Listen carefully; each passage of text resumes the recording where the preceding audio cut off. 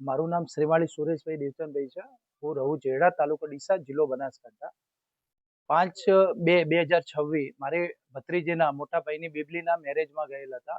28 તારીખે અમે મેરેજમાં ગયા હતા. એટલે એક અઠવાડિયું અમે ડીસામાં રોકાણા હતા અને ઘરે કોઈ નહોતું. ઘરના લોક મારી અને અમે લોકો ડીસા મેરેજમાં હતા.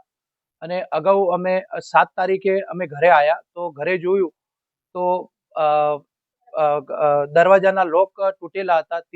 5 તિજોરીના લોક તૂટેલા હતા અને ટોટલ દાગીના, કપડા, રોકડ રકમ મળી અને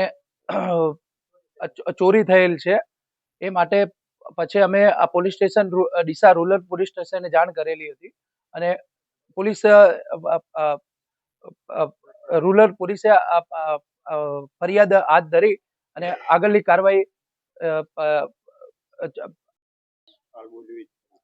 મારું નામ શ્રીમાળી દિનેશભાઈ દેવચંદભાઈ, રહું જેડા, તાલુકો ડીસા. હું 28 તારીખે અહીંથી ડીસા મુકામે ગયેલા હતા. તારીખ 5/2 ના સમૂહ લગ્ન મારી ભત્રીજી ભારતીબેનના લગ્ન હતા.